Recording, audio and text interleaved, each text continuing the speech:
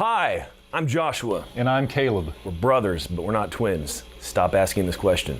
Makes no sense. You know, Josh, I remember as a kid watching Zola Levitt on TV, on that little 32-inch TV we had, 4x3 cathode ray tube. It's like the size of tube. my phone, yeah. Yeah, it was amazing. I love TV. You do, but remember Dad always said, "He who doesn't work doesn't eat." I was so hungry as a child. I believe that's biblical, isn't it? That I was hungry or that I didn't work? That you have to work That's to true. eat. You have to. A worker has to make himself approve of his labor, and that brings us to the title of our lesson: the sloth. I love that guy. He's cute but deadly. He just sits around doing nothing and loves life. Look at him. What does the Bible say about slothfulness? We've heard it's one of the 7 deadly sins, but there's actually, there's a biblical reasoning behind that. Did you know that Adam had the first job in the Garden of Eden? He had a crazy job too. He's like, hold on.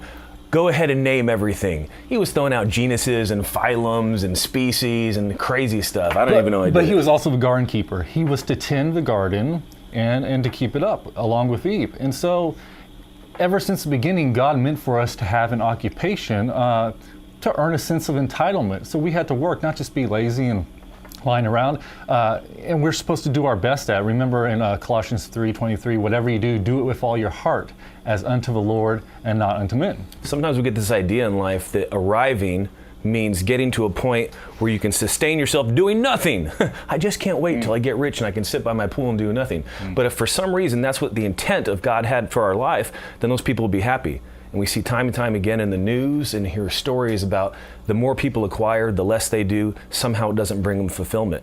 So this all supports the idea that you were meant to put your hand to the plow, to work, to create, to be a creator in the image of your Father who created you. That was the whole point. And that's right. And you see people now with the modern mentality is you need to do absolutely nothing to be happy. And people are joining the welfare state. Sometimes, illegally. We understand if you have to get food stamps and but people are trying to find a way to cheat the system to do nothing so that they have an easy life. And that best reminds me of a scripture in Matthew 25. Jesus was telling a parable about the end of times. He said the kingdom of heaven is like, and he told the story of a master who he was leaving to go to a far country. He left his 3 servants in charge. He gave one servant 10 talents, one 5 talents, one 2, and one a single talent. And 2 of the servants, they multiplied their talents.